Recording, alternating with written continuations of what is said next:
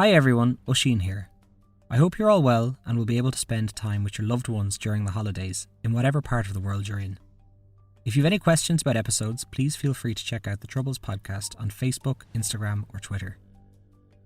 Also, if you'd like to donate to the ongoing support of the show, you can do so at patreon.com/the-troubles-podcast. You can also donate once off by buying me a virtual coffee over at buymeacoffee.com/troublespodcast. You can also rate and review wherever you listen to your podcasts. It all helps. Before we start, I want to talk about another podcast. Small Town Dicks is a true crime podcast hosted by Yardley Smith, the voice of Lisa Simpson, and Dan and Dave, who are identical twin detectives from Small Town, USA. Each episode features an investigation from a small town in America and is told by the detective who investigated it. 911 calls and suspect interviews bring these first-hand accounts to life, as well as shine a light on the fact that the violent crimes committed in these modest communities are no less depraved and vicious than they are in the big cities. They just happen with slightly less frequency. As fellow detectives, Dan and Dave anchor the show, while Yardley asks the questions that you would ask them if you had a seat at their table. Don't miss the thrilling new season of Small Town Dicks, available on Apple, Spotify, or wherever you get your podcasts. Now, back to the episode. May 1987, and a police station in the small village of Loughgall, Armagh, was targeted by an 8-man unit of the East Tyrone Brigade of the IRA. The plan was to ram a digger, or JCB, through the security fence and then light the fuse in a bomb which was loaded into the bucket of the digger. Then, when the bomb exploded and RUC officers came out, armed IRA members would get out of a van and open fire on the soldiers. The plan was simple, and the IRA were confident based on their past successes. But what they didn't know is that they were walking into a trap. And what would end up happening would result in the IRA's biggest loss of life in a single incident during the Troubles. This is the Troubles podcast, a podcast which explores the violence and bloodshed that occurred in Northern Ireland, the Republic of Ireland, and Great Britain, as multiple sides and organisations waged a conflict over the status of Northern Ireland. By 1987, the British Army had checkpoints and barracks all over Northern Ireland, much to the frustration of the IRA. Since as early as the 70s, they had opened up a channel with Libyan dictator Mohammed Gaddafi, who had been sending them weapons and explosives. The IRA wanted to eliminate as many British checkpoints and barracks as they could, and began to operate a strategy which attempted to deny ground to the British forces. They would attack a checkpoint or police station by detonating a bomb, and then would rake the building with machine gun fire. They would then do their best to ensure that the base would not be built back up again once it was attacked. They successfully carried out this mission twice, once in 1985, where they killed 2 RUC officers, and then again in 1986, where they drove a JCB with explosives in it into the RUC Birch's barracks, completely destroying it. They carried this confidence into 1987 and began plotting to destroy the station in the small town of Loughgall. In preparation for the attack, in May 1987, the IRA placed a 400-pound bomb into a small boat and moved it across Lough Neagh in the centre of Northern Ireland and up the River Blackwater. The bomb was to be delivered to the East Tyrone Brigade of the IRA. They were the most active paramilitary Republican group of the IRA and were led by Patrick Kelly.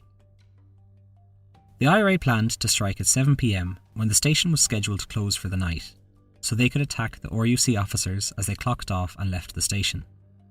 A digger was stolen from a farm 2 miles from the station, and some IRA men stayed with the owner so that they wouldn't raise the alarm.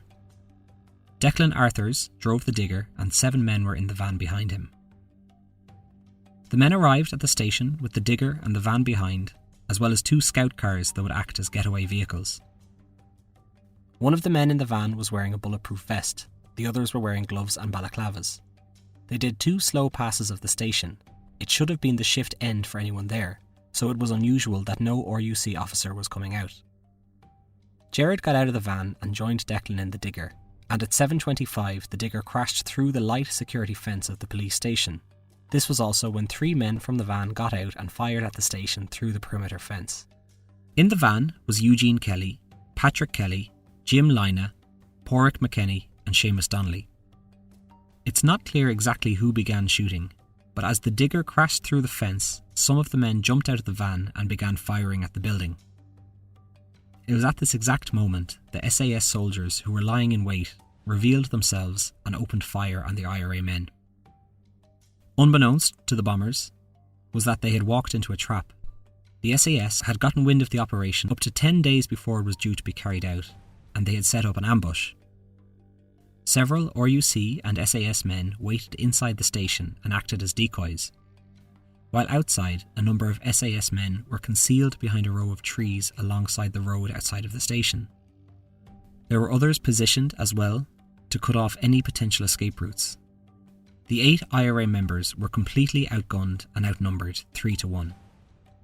One of the RUC Special Branch officers, who was inside the station at the time, described what happened on the evening as they prepared for the attack. We went in on the night, the Thursday evening, just as darkness approached. We entered the station along with our army colleagues. The SAS? The SAS, yes.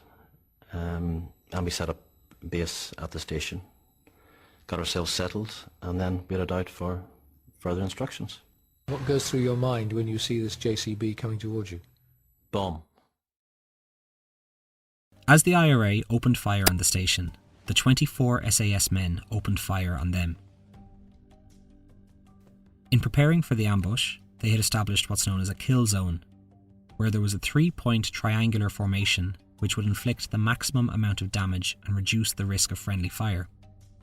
The SAS discharged over 600 bullets at the men, who were killed almost instantly, with the bomb in the bucket of the JCB detonating in the middle of the gunfight.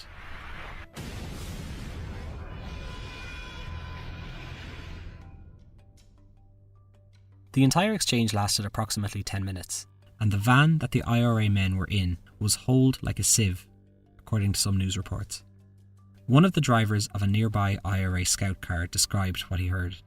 Quote, "We were at the pickup point, and then there was a rip as the bomb went up. There was a rattle of stuff, gunshots, and then there was a rattle of heavy stuff, British Army weapons. I turned to Scout 2 and said, 'They are giving her some rattle here.'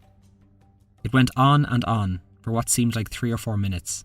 It was fierce firing. Then, out in the distance, I saw a helicopter and I turned to Scout 2 and said, 'There's something badly wrong here.' At this stage, we were waiting on them, the IRA team, to come down and get away." The body of IRA man Declan Arthurs was found to be unarmed, with a cigarette lighter in his hand, as he was the one who lit the fuse on the bomb. An SAS soldier revealed during the inquest how he shot 3 men as they lay on the ground. The 3 IRA members who were travelling in a scout car managed to evade the authorities even though they were stopped at 2 different checkpoints. Unfortunately, 2 civilians were not as lucky. Anthony and Oliver Hughes were travelling home from work in their car when they happened across the ambush. Oliver had been repairing a lorry earlier that day and was wearing overalls that were similar to those worn by the IRA. Upon arriving at the scene, they stopped their car and were about to reverse. British soldiers believed them to be a backup IRA unit and opened fire on the vehicle. 34 shots were fired into their car, killing Anthony and badly wounding Oliver. Back at the scene, all 8 IRA members were killed.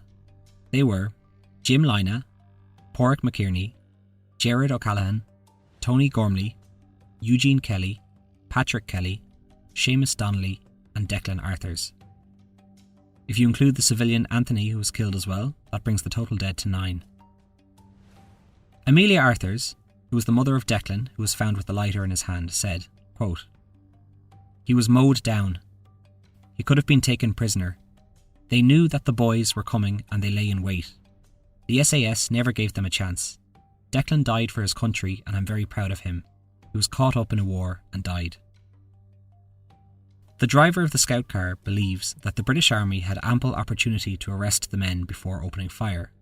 He said, quote, "I have no doubt it was a shoot-to-kill operation. It was a turkey shoot. They could have rammed the van. The boys were sitting in a vulnerable situation, crammed in the van. there was a 10-minute window from the lads going through the village first time to when they went back in again. They let the bomb through and they waited 10 minutes because they wanted them in the kill zone. There was ample time for arrests to be made. One IRA member, John Crawley, heard the news in prison and was initially happy, as he believed that the number of dead was related to British soldiers. I was in my cell and reports that there's been an attack in Loughgall and there's 8 killed. And there was a cheer in the jail because people thought it was Brits. Then the final news report, all terrorists killed in operation. How was that even possible? The men who died were treated as martyrs by the Republican movement and were given a Republican funeral which included a gun salute. Sinn Fein leader Gerry Adams spoke at their funeral, saying, Margaret Thatcher and all the other rich and powerful people will be sorry in their time that Loughgall ever happened. This ambush had damaged the IRA. Somewhere along the lines, word had gotten out that they were planning this attack. They had a leak in its ranks and it became absolutely essential to stop the flow of information to the British Army. The IRA had their own internal investigation unit, which was quickly dispatched to flush out who was the spy. The only problem was, the person who they'd selected to find the spy was in fact a double agent himself, and had been for a long time. His name was Freddie Scappaticci, aka Steak Knife. Scappaticci was the son of an Italian immigrant and grew up in the markets area of Belfast. In 1971, he was arrested by the British Army and interned without trial alongside a number of prominent IRA members. He was released in 1974, and by 1980, Scappaticci was a leading member of the Internal Security Unit, and his job was to investigate leaks and find touts within the ranks of the IRA. A tout is another word for an informer. It all gets quite murky here, but it appears that Scappaticci volunteered to act as an informer in 1978, after he was assaulted by a fellow IRA member. Back to Loughgall, and Gerard Hart was the local IRA man who was assigned to the investigation. He was the one who liaised with Scappaticci. Their investigation concluded, and the two had a falling out as they couldn't agree who the informer was. To this day, it remains unclear how the British Army got wind of the attack. One source says that the British Army intelligence found out about the plot after spotting a known IRA man scouting a digger to steal. Another source claims one of the men involved in the attack was a tout, but was killed in the gunfire. There are also some sources that claim that many homes of IRA members were bugged with covert listening devices, and the location where the bomb was stored before the attack was under surveillance. We will probably never know exactly how British intelligence were aware of this attack, but for them this was a resounding success, after years of losing their colleagues at the hands of IRA bombs and bullets. One of the British intelligence operatives, known by the pseudonym Anna, described the jubilance of the armed forces after the operation. Quote, "There was a huge party. It probably went on for 24 hours. A lot of beer was drunk. We were jubilant. We thought it was a job well done. It sent shockwaves through the terrorist world that we were back on top." They're all volunteers and actively engaged against the British Army. They're at war, as they would describe it. My attitude is that if you live by the sword, you die by the sword. We were just happy at the end of the day to be alive ourselves. This attack was the single greatest loss of IRA members during the Troubles. But the loss of life didn't affect the IRA as much as the fact that it showed exactly how compromised they were by infiltrators and double agents. For the IRA, there was nothing worse than a tout. Anyone who was caught, or even in some cases just suspected of being a tout, would face a very violent end. The squad who investigated these people were known as the Nutting Squad, and were universally feared by anyone in the IRA. I'll be doing an episode on it eventually, but there are a number of people who were suspected of being touts, who were taken by the IRA and never seen again. They are known as the Disappeared. The Loughgall Ambush took out some key members of the East Tyrone IRA, but they soon regrouped and continued carrying out attacks against the RUC and British Army. 1 year after the Loughgall Ambush, they bombed a bus in Ballygawley, killing 8 soldiers. The IRA also attacked the Loughgall RUC station again in 1990 with a £1,000 bomb. The station was heavily damaged, but there were no casualties. Legal proceedings took place in 1988, which found that the evidence did not warrant the prosecution of any persons involved in the shootings. 6 families of the individuals killed in the ambush then launched civil proceedings against the Ministry of Defence, and an inquest was held in 1995. The families of the victims left the inquest because their barrister had been denied a copy of the depositions prior to the witnesses taking the stand. The barrister then lodged for a judicial review on this. The case then went to the European Court of Human Rights in 2001, who ruled that the 9 people killed had their rights violated by the failure of the British government to conduct a proper investigation that was dependent and transparent into their deaths. Then, in 2011, the Northern Irish Historical Inquiries Team, or HET for short, concluded that the IRA team did fire first, and that they could not have been safely arrested. They concluded that the British Army was justified in opening fire. According to Mairead Kelly, who is the director of the Loughgall Truth and Justice campaign and sister of Patrick Kelly, who died in the ambush, the HET report was a flawed report and was under review by a fresh team of HET investigators.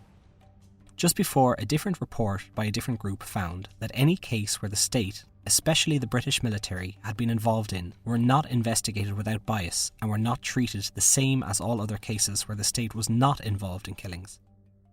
As of writing, in late 2020, it is intended that a new inquest will be held. When that will be is still unclear. Though this ambush happened over 33 years ago, the event is still shrouded in controversy. There are many opinions and interpretations on the matter. Some Republicans believe that the SAS had always intended to kill all the members and had no intention of arresting any of them. If you remember the Gibraltar episode from Season 1, it is a similar argument to that the British Army were operating a shoot-to-kill policy. On the Republican side, the argument is that the killing of the IRA operatives was completely unjustified and that the British Army had a moral and legal obligation to uphold the law. Here is Sinn Fein politician Barry McElduff speaking about the incident in 2011. What happened at Loughgall is quite clear, is that there was a shoot-to-kill operation in place and 9 men were killed, 8 of whom were Irish Republicans. Many would argue that the IRA were going in to shoot. 8 of whom were IRA volunteers. Can you address that point? And one of them was a civilian, Anthony Hughes. My wife's brother was one of the 8 volunteers killed at Loughgall. I'm not going to disown Patrick Kelly or any of the other people who were killed at Loughgall, and I'll make the point that those who did the killing at Loughgall in County Armagh in May 1987 were far from their homes, English soldiers in County Armagh, and they killed Irish people on Irish soil. So was it a war or was it not a war? If it was a war, then the British government are wrong. They have said all along it wasn't a war. They were bound by the laws of democracy and law enforcement and all of that. And if that's the case, then they should have attempted to arrest them. On the other side, the argument is that the IRA members were on their way to execute RUC officers, so their killing was completely justified. One of the RUC officers who was involved in the operation said of the attack, quote, "They were there to kill us. These guys were responsible for lots and lots of deaths in that area and other parts of the province. Dead terrorists are better than dead policemen." The driver of one of the scout cars said that despite the passing of 30 years, he still thinks about what happened at Loughgall. Quote, "I still think about it every day. You always felt something hanging over you. There was nothing resolved. There was no conclusion."